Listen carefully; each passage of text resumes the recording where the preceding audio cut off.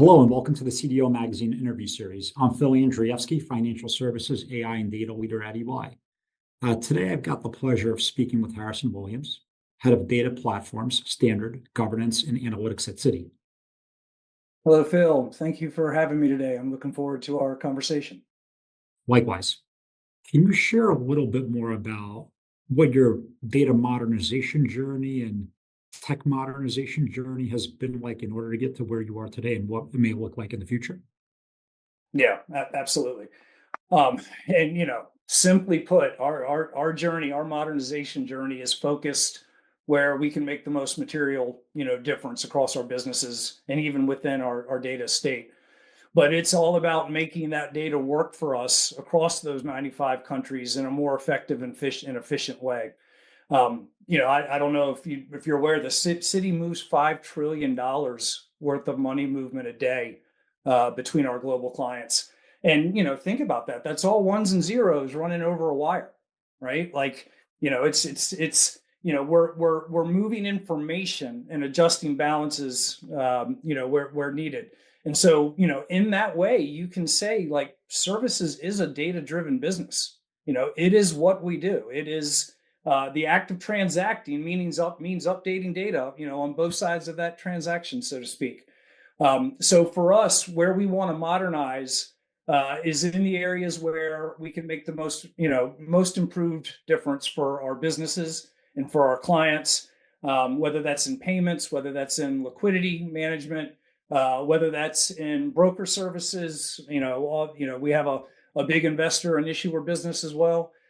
So the first thing that we needed to do was understand the physical nature of our global data state, understand where the most value is, what lines up most cohesively with our business partners and our client needs, and then be able to work on some of the more modernized techniques that I'm sure we'll talk about as we go through the rest of this discussion.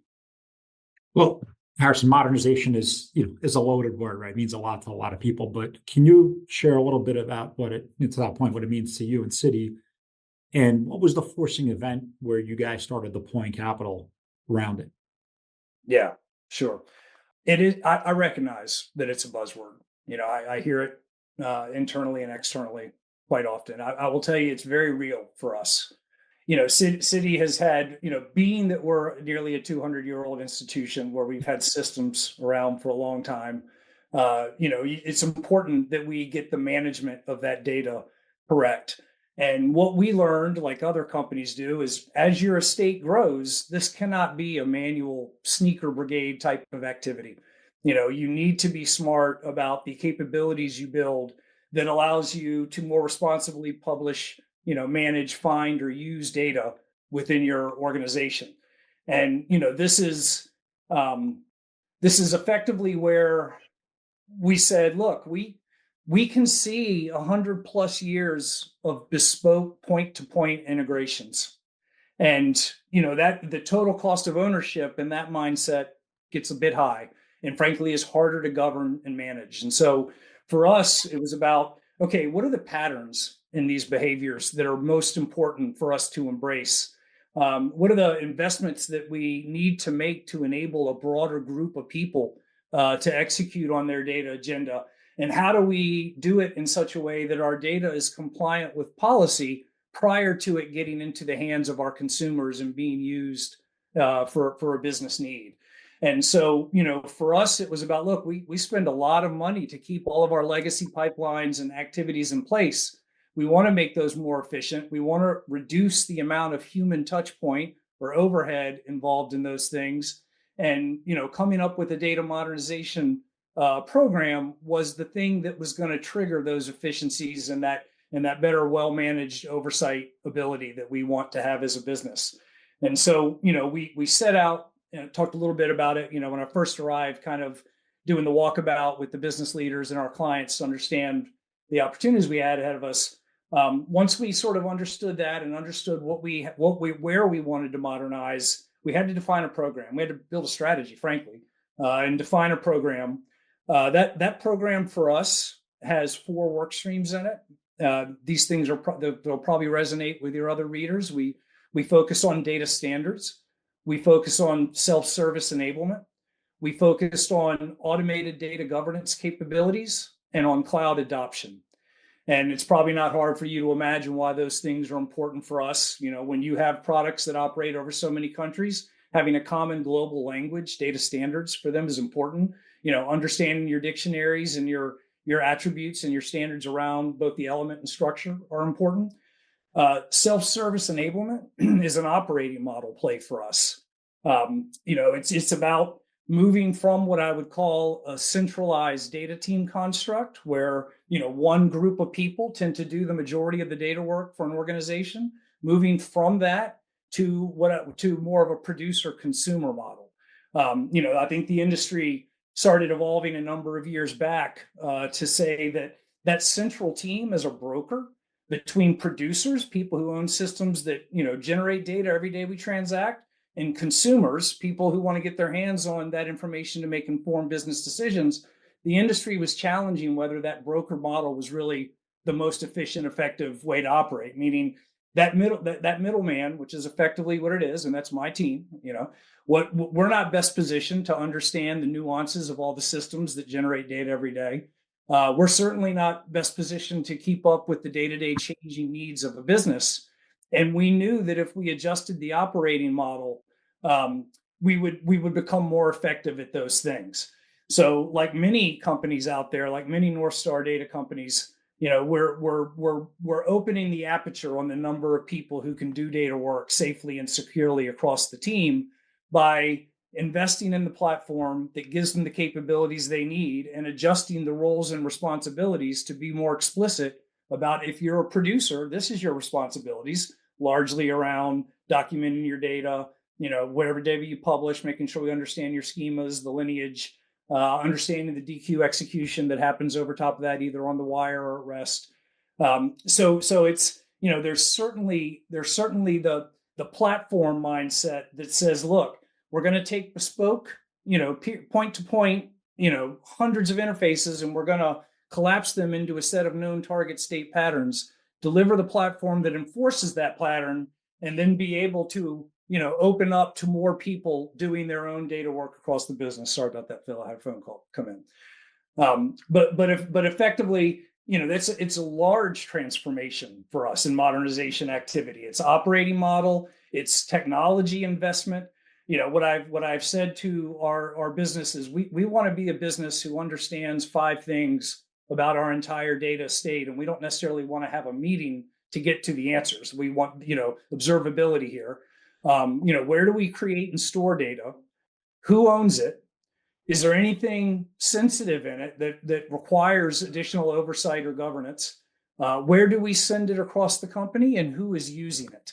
And so much of our modernization journey is about investing in the platform that gives us those answers for every data feed that is running over top of it, and positions us better to manage our estate going forward. So what it meant for us was changing our operating model, making an investment in technology, but not only technology, making an investment in our people too, right? When you sort of squeeze that balloon and move responsibilities upstream and downstream, you're asking those cohorts to do things differently, kind of going forward. And so, we need to make sure they have the tooling, the training they need to be able to successfully evolve through us as we modernize not only our data, but our business, and make sure that we're giving the right skills to the right people along the way. So Harrison, you said you have a number of different businesses, dozens of internal stakeholders that are depending on you to, transform their businesses.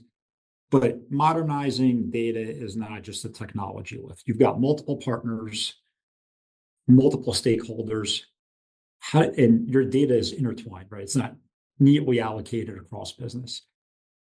Can you share a bit with us as to how you got prioritization set and how you got going? The answer is strategy. There's no silver bullet. It's strategy, period. Now, what's in that strategy? Who's aligned to it? What are the outcomes that you're saying you're going to get? Like that's what becomes super important. And so I've seen people make the mistake of, carry a brilliant data strategy into seniors' offices where it's solely focused on like the dimensions of data quality. Here's the 14 dimensions that this strategy says we're going to improve our our metrics around these dimensions.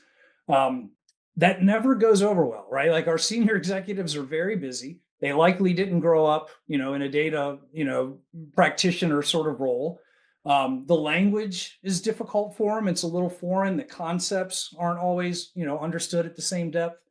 So when you walk in with a strategy that says, "Hey, I'm going to make the DQ score go from 80 to 95," there's a bit of like, "Okay, that's nice. What does that get me?" And I've seen people make that mistake before. So what we decided to do here was not have a data strategy for data strategy's sake. We spent that needed time with doing the due diligence with our clients and our business executives to say, where's data holding you back? Like what are the problems you're facing today that keep you from growing adoption on that cross-border product, or from having to put too much manual effort into meeting your regulatory needs? Like where's data holding you back? And we literally went business by business, understanding sort of the long tail of items there, looked at that horizontally across and said, okay, we see the patterns here also, right? Like it's not that our businesses are that unique. It's not that they are that varied in all the things that they provide. So when we looked across all of our businesses and recognized the patterns that we wanted to invest in, specifically the 4 work streams I talked to you about, we were then able to say, okay, if we did this thing, what would happen to the payments business? What would happen to the investor or the custody business? What would happen? And our partners in the business worked with us on that content and on that strategy. And it's not a once and done conversation. We had a series of probably 5 sessions over the course of a year, frankly, to make sure we were all very clear on what our biggest problems were and what was most important to invest in. But by going and having that conversation together, it became a bit more digestible for our seniors, and frankly drove a bit more passion and desire around the investment. Meaning I get to show up into that discussion and say something like, we've worked with all of our business leads. We understand what our problems are. Here's the platform that's going to make it more efficient, effective, faster, and cheaper to manage our data. And then my business partners get to say, and when we get this function or this feature delivered, that's going to impact, this product in this way, in this positive way. And so I talked to our leaders a little bit about the quality improvement, the efficiency improvement, shorter time to market, things of that nature. But the majority of the discussion is how, having the data that the business needs in a particular area creates material results for their business. Whereas they're even more willing to take on some of the enhanced roles and responsibilities that we talked about earlier. So, unfortunately, there's no silver bullet here. Alignment around a shared strategy, I think, is probably the most important thing for people to go after. And remember, it's not just data for data's sake. It's data to empower our businesses and our client needs. Well, Harrison, it's exciting to see what you all are doing at Citi, and certainly tremendous progress. Can't thank you enough for joining me today and sharing some of your insights. You're quite welcome, Phil. I enjoyed it. Thanks for having me. Awesome. For more interviews and insights, please visit cdomagazine.tech.